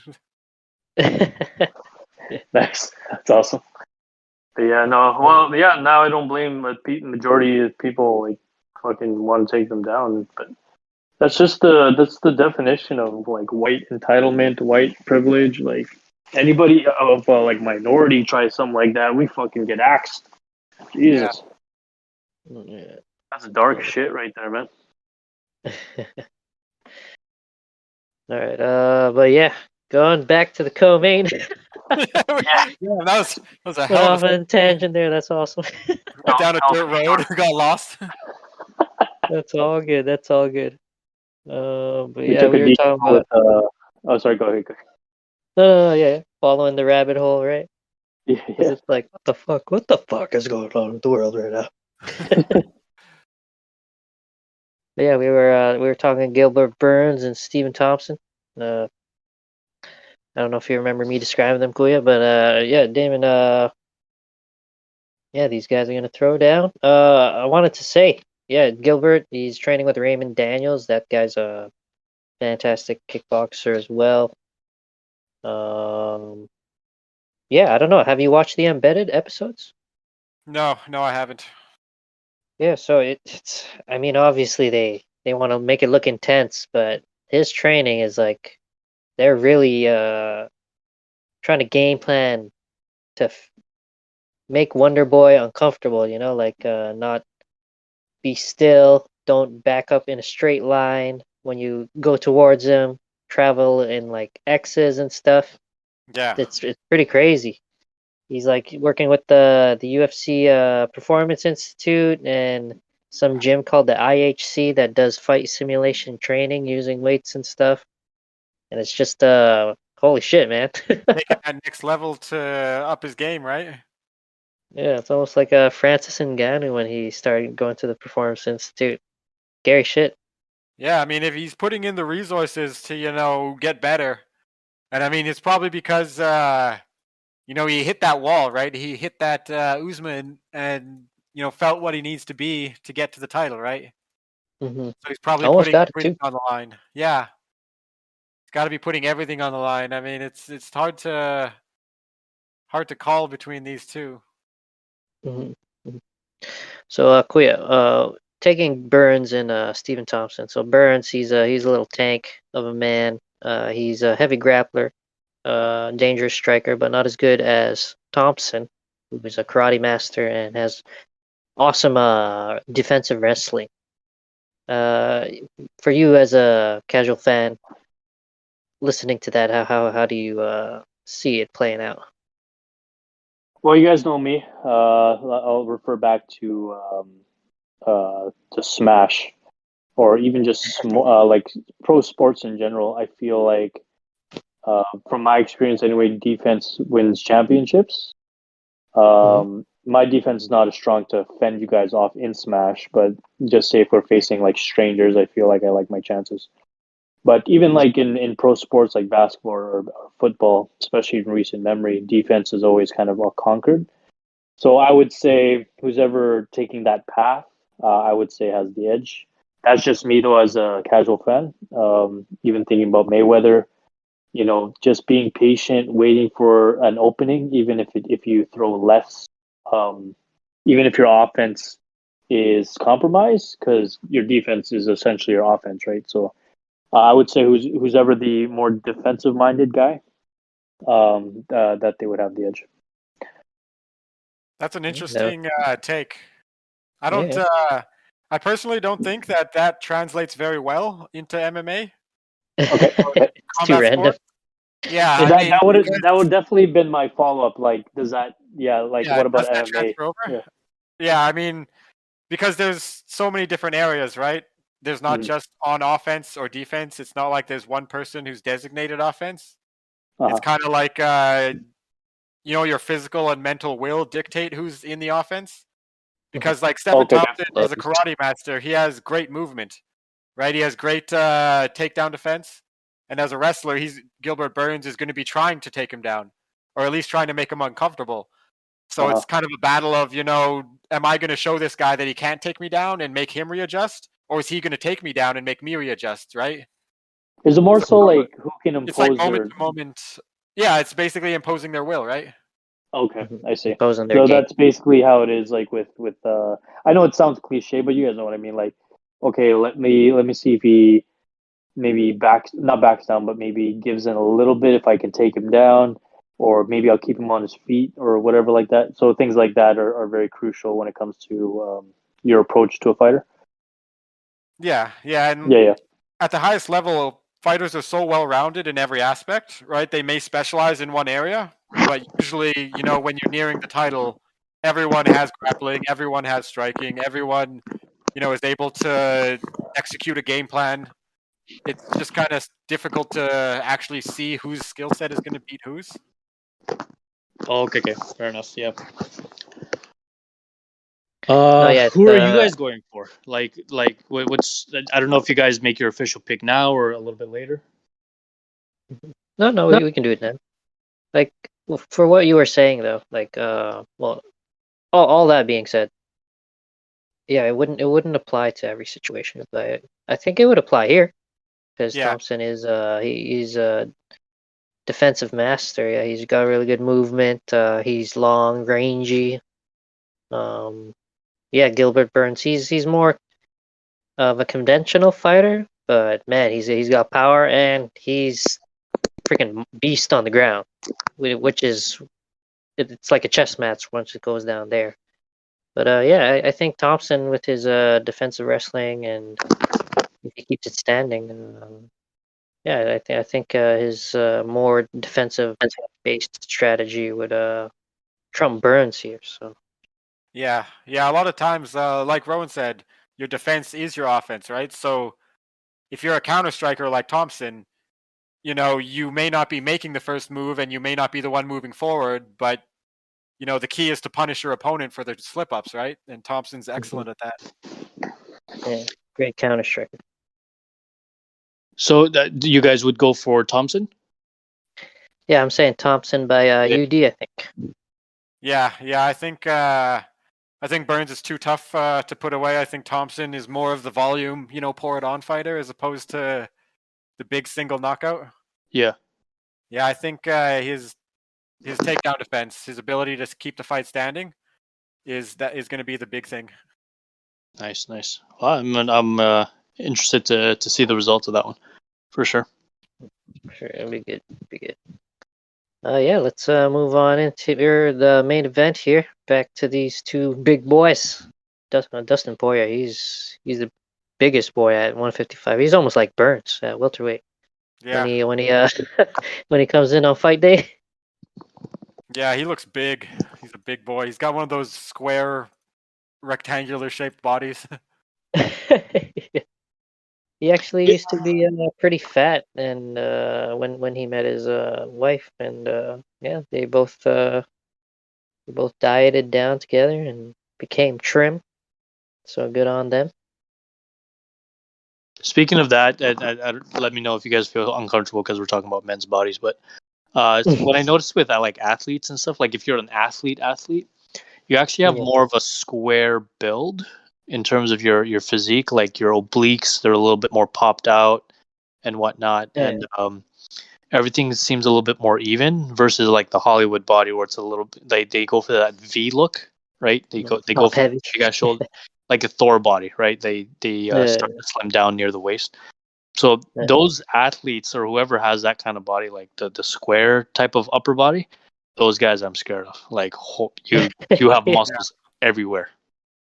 Yeah, that's the kind of shape you get when you have everything worked in, right? And not just like prioritizing, this day is the legs or this day is that. When every day, you're working everything, right? There's no weak areas. For sure. Because like in MMA, from standing and striking to being on the ground and grappling offensively, defensively, there's no part of your body that isn't constantly being put to the test, right? Mm-hmm. Yeah. So between the two, I think Poirier has more of that square build, right?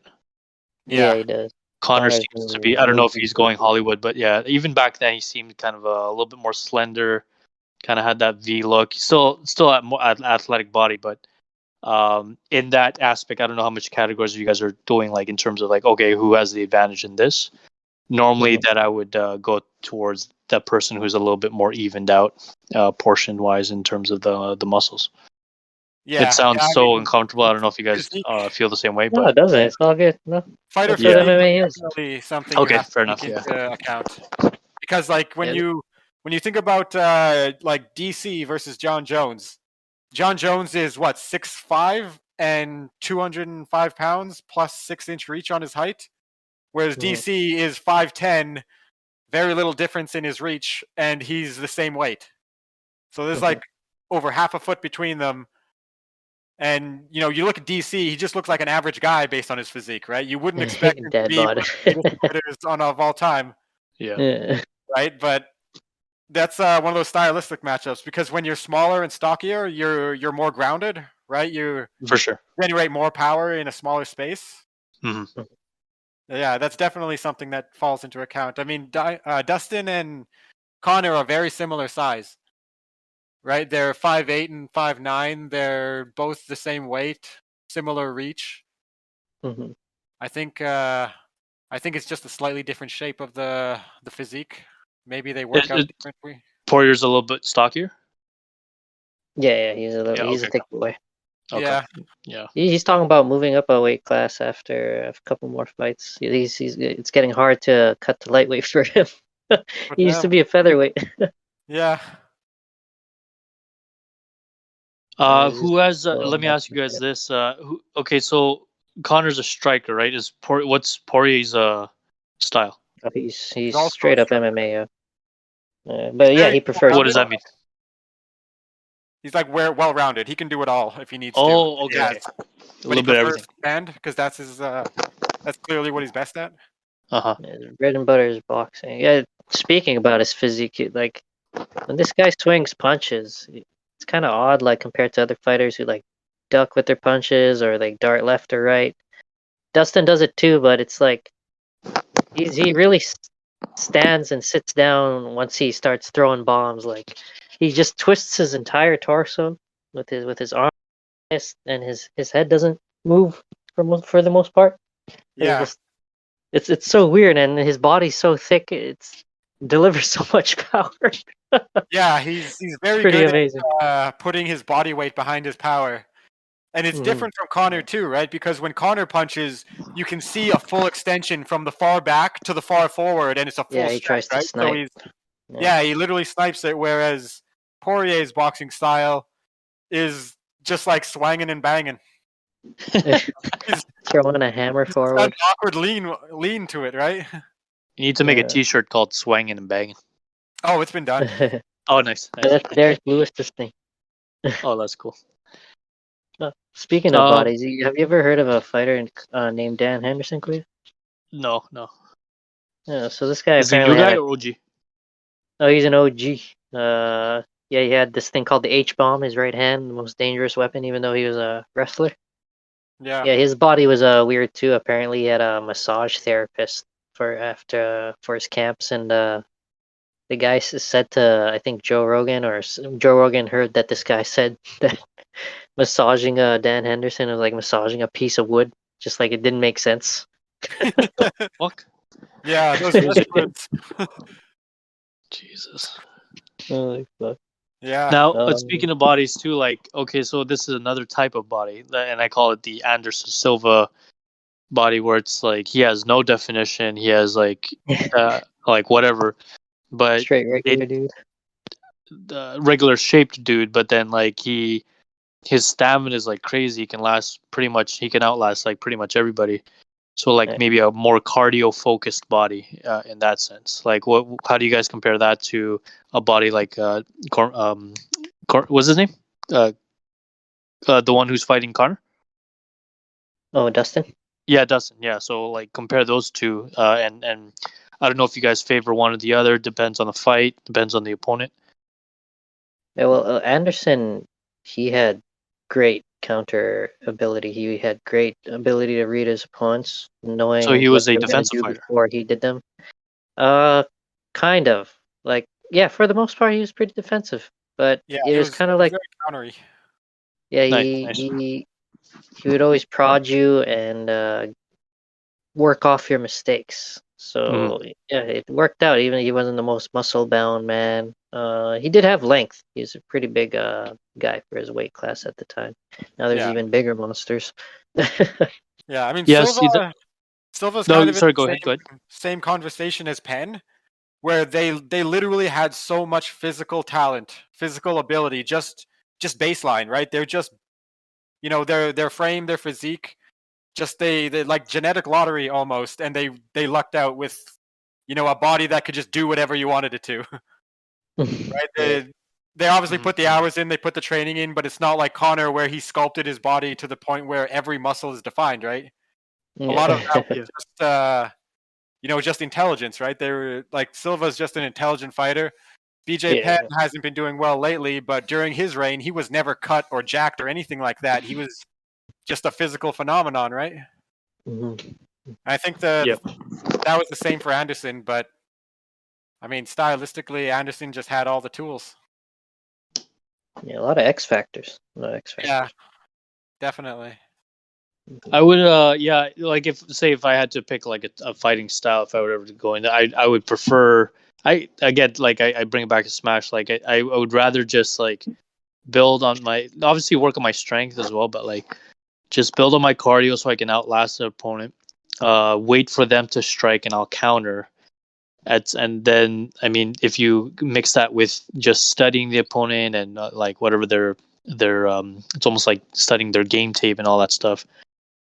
If it ever goes down to decision, and say you have the cardio advantage and the counter strikes, even if you get less shots in, like that's probably why he was successful as he was. Yeah. I mean, that's a big part of this fight too, the Dustin Conor fight, because Conor, Conor, he's as fast and accurate as any fighter's ever been in the UFC. With a single shot, probably faster and more accurate than Anderson Silva. Wow. But the thing is, in order to do that, you need to expend a lot of energy with a single shot. And if you miss, you immediately, took a chunk out of your gas tank. So, or if the guy you're hitting is durable, like Dustin at 155, he can eat some shots. Yeah, like if it's a risk reward, right? Like everyone, or not everyone, I guess the majority think if this fight's going to go either way, it'll be Conor early by knockout or Poirier after round 2. I see. Yeah, because like it's not that Conor gotta get him out of there early. Yeah, Conor doesn't have a bad gas tank or anything. It's just stylistically his fight demands output, right? Yeah. Is he the Mike Tyson of the MMA? No, that's probably... I'd say it's Francis. Yeah, that's Francis Ngannou. Francis gave him the belt so he can wear it. Yeah. It's crazy. Shit. Just those type of fighters, like you gotta try to outlast them and not get caught early. Otherwise, I you're guess pretty at much some point in his career, he was kind of like Mike Tyson for his notoriety and the way he was finishing people. But that was at featherweight. I feel like he's just fallen in the line at 155 lightweight. Yeah. It's just fault to Conor. It's just you probably could have done more at featherweight because 155 is the rank board from top down. All those guys can beat each other. Just like who's gonna have the better day on the day of the fight. Yeah, and like with his fighting style too. At 145, at 5'9", he was pretty big. So you don't need to put as much on your punches to do the damage. And with his style of like reaching, big hands. Yeah, he definitely had the height and reach advantage. Right, he had the size advantage. He didn't have to put as much behind to do as much damage. Whereas lightweight, you get up here, every guy is 2, 3, maybe 4 inches taller than the division below, and everyone, is suffering less from the weight cut. Plus, you're carrying more weight. It's just I don't think his punches carry as much power as they did. So when he first started, this might be an obvious answer, but has he gained weight in his career, or has he tried to lose weight? When he was at 145, he was very thin, like not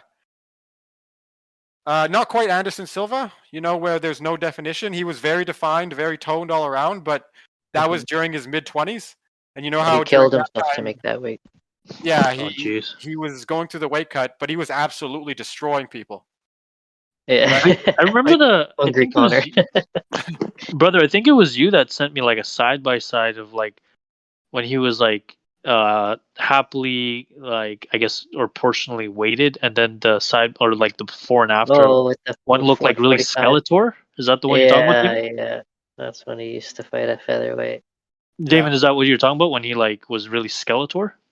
Yeah, and when he came into the fight, he didn't look as defined. Whereas now, he fights 10 pounds up, and he's even fought at 170 before, right? Twice, I think.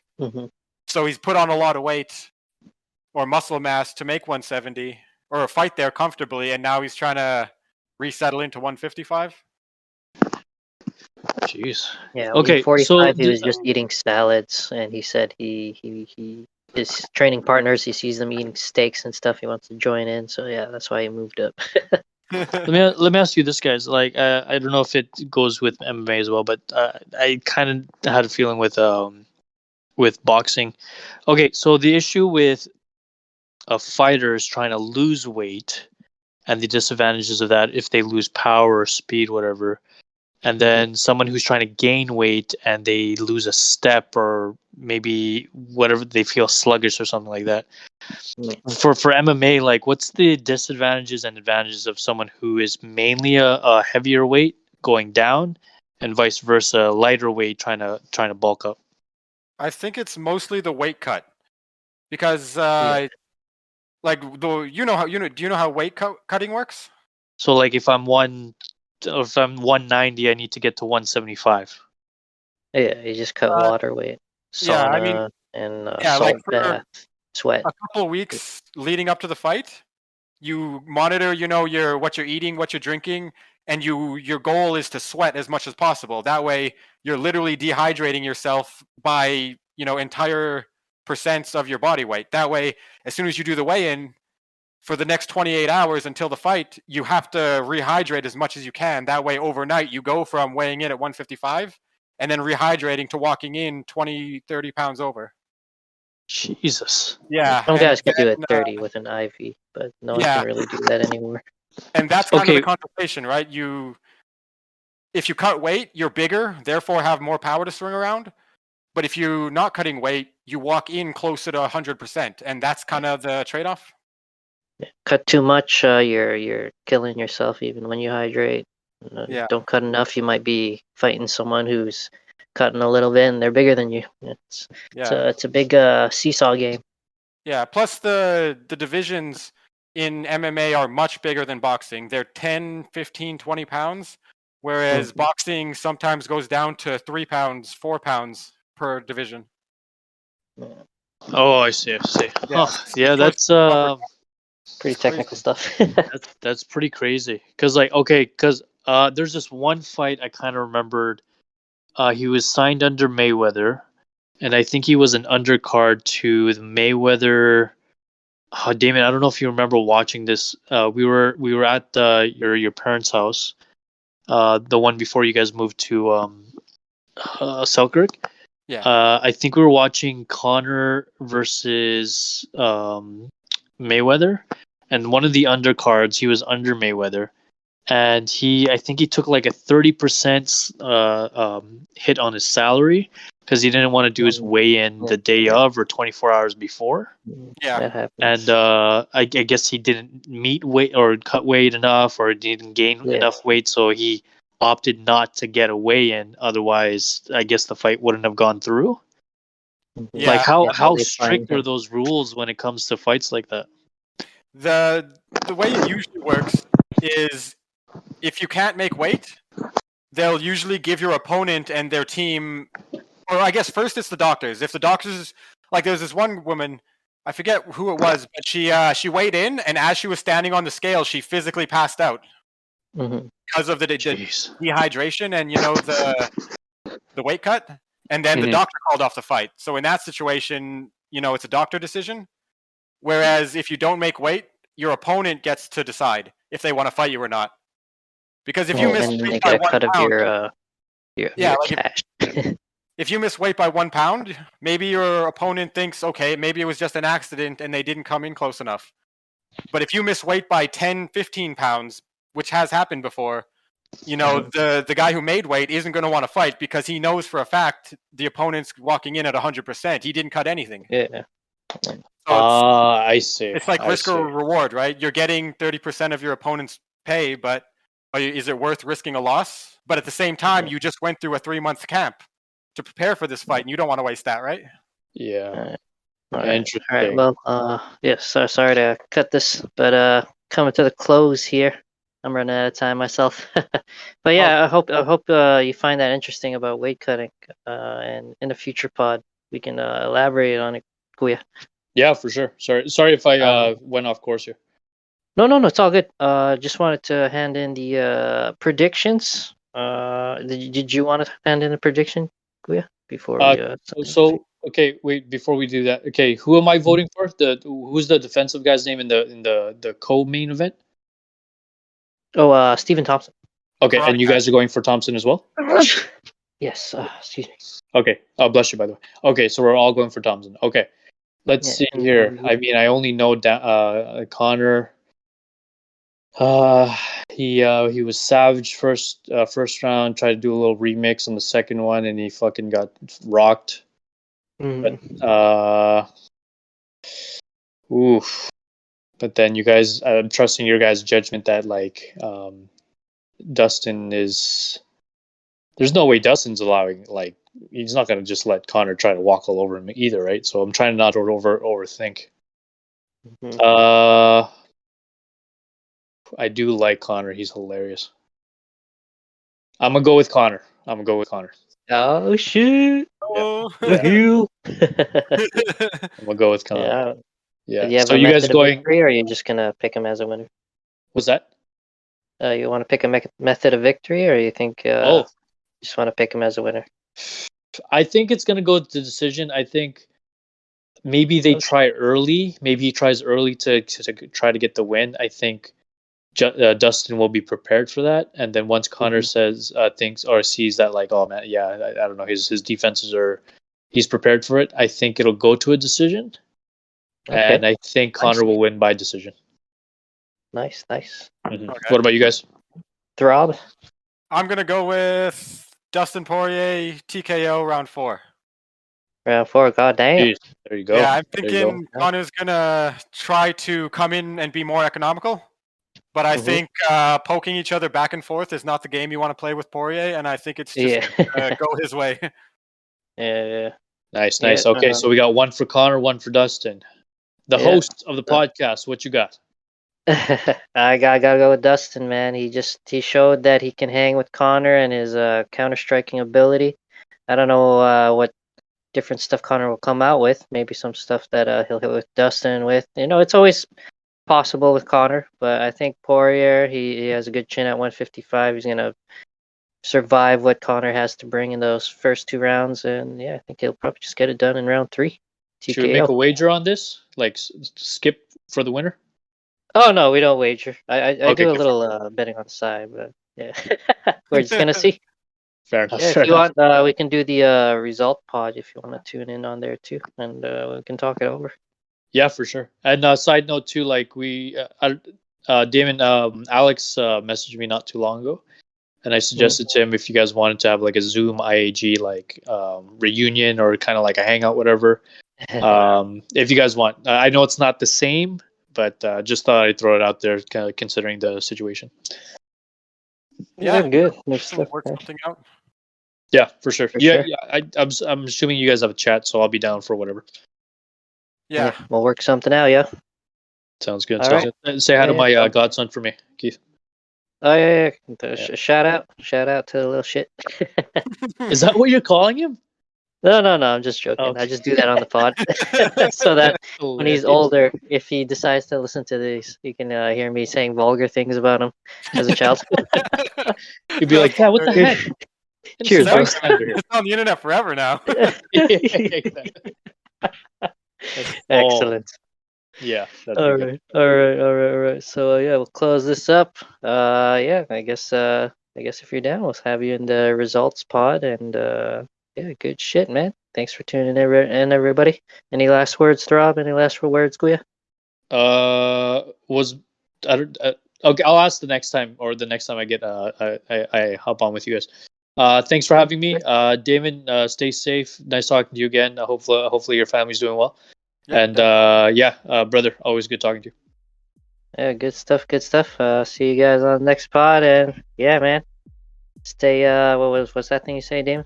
Something about Pride and Prejudice. Beautiful and Pride and Prejudice. I don't know. All right, guys. I'll figure it out. Good shit. All right, y'all. See y'all around, and respect, y'all. Peace. Take it. Hey, thank you so much for listening in on today's episode of the Hespect MMA podcast. If you'd like to connect with me and discuss your own responses over anything MMA related, come follow my Instagram or Twitter at Hespect MMA Pod. And for those of you listening in via YouTube, remember to hit that like and subscribe button to show some continued love and support. Appreciation to you, and tune on in the next episode. Much Hespect.